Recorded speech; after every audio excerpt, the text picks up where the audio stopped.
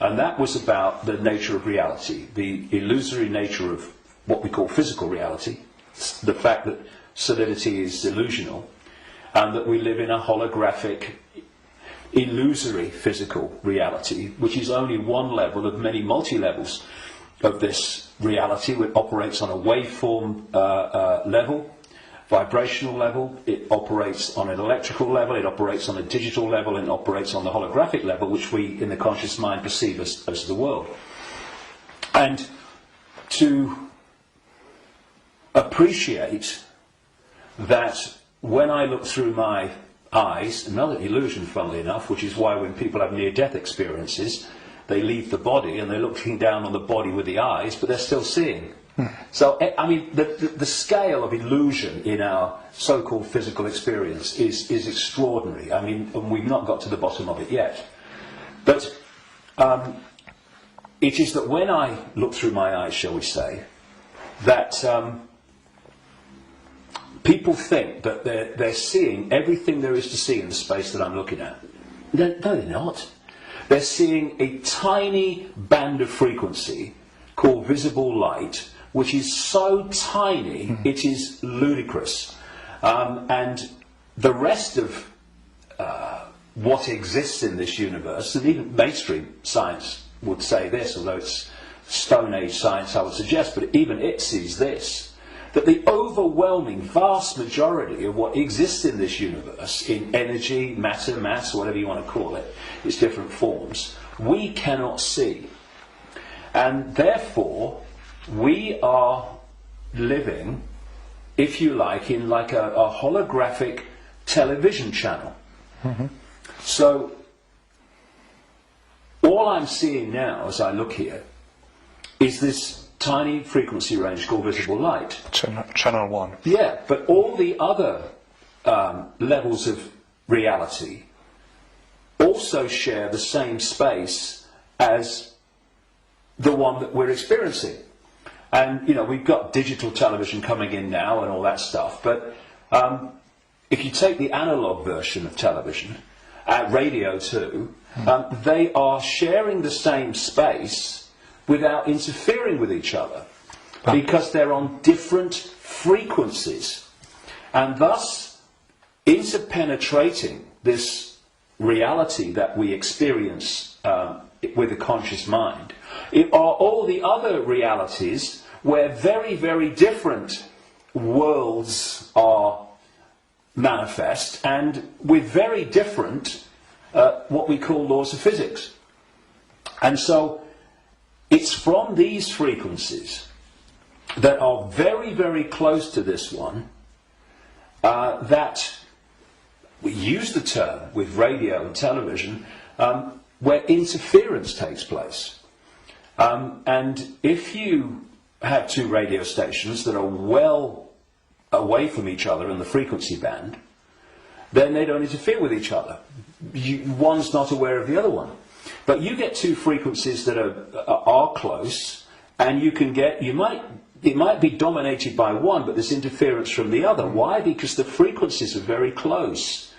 Well, these manipulating entities, forces, shall we say, operate from a frequency band that's very close to this one, but not this one. So but we might not see them, but they might be here. Well, let's give an example.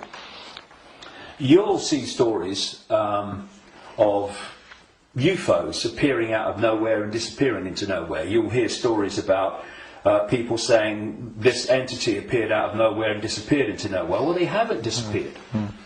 And they haven't appeared out of nowhere.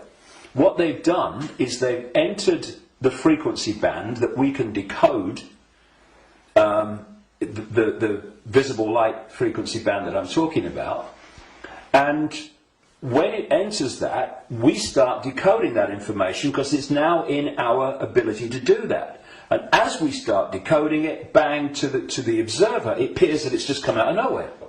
And then it leaves that frequency range, and to the observer, it's disappeared into nowhere. It hasn't. It's just left that band that we can decode, which is tiny. And so, when you... And I find this particularly compelling when I go around different ancient beliefs and explanations of what's happening, and you find that although they're using different names, they're telling the same story. For instance, there was a group of people, or shall we say a belief system, which goes back hundreds of years and has become known as Gnostic.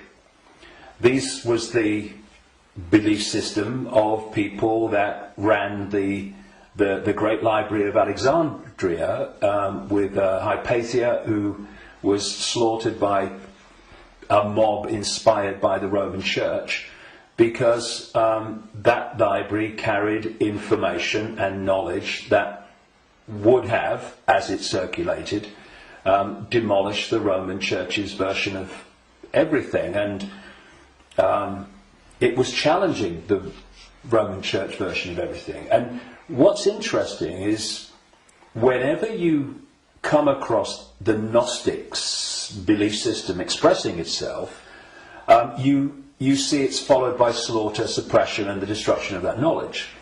So the Cathars in southern France were Gnostics in terms of their belief system. We'll go into what that belief system is in a second.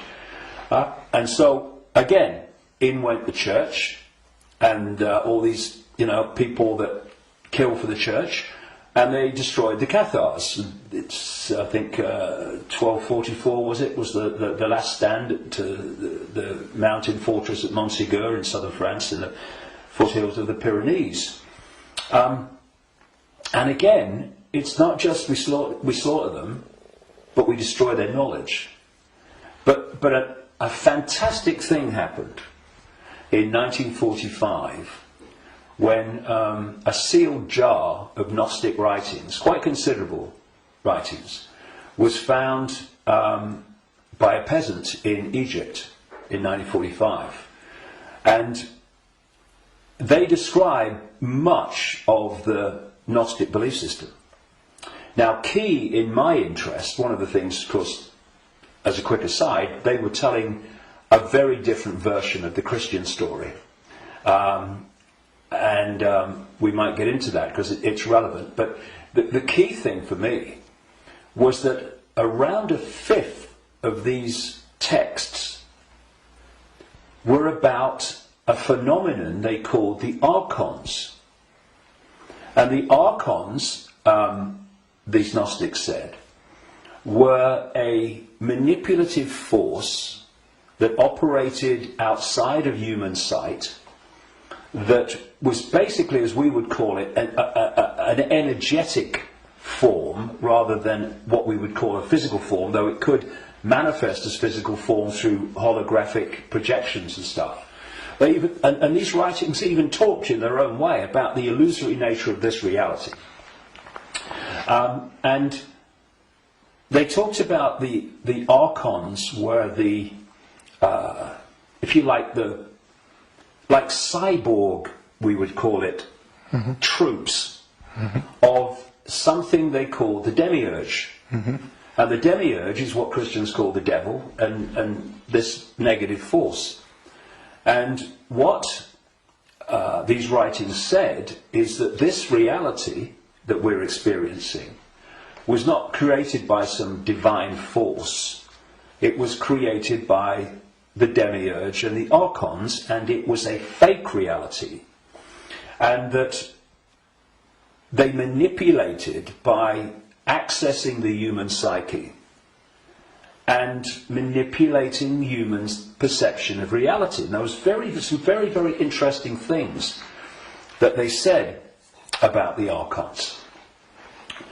And one was that they lacked the ability to express the creative force. I would put it like this. If you gave them a blank sheet of paper and said, create something like a reality, they couldn't do it. But what the Gnostic writings say is they're experts at taking something that already exists, like the reality before this hijack, as I would call it, the one we experience now, and twist it. They piggyback something already created and twist it. Something else, they said the archons did. And you're going back to something that's been estimated, I think, around 400 AD, these writings were buried. And that is that the archons parasite off everything. They parasite off human society in many, many different forms. And I read this stuff, and I'm going, whoa! This is my own books over the years, found in a jar in Egypt. Not all the detail of my books, but the basic themes, because it fitted totally. And then you go to the Islamic belief.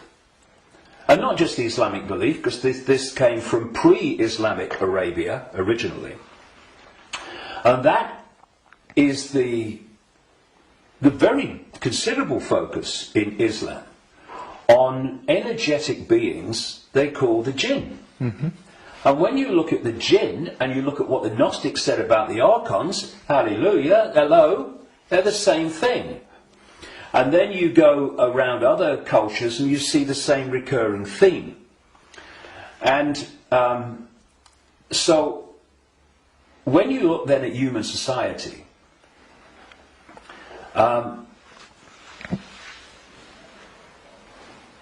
who creates? What is the creative force within human society?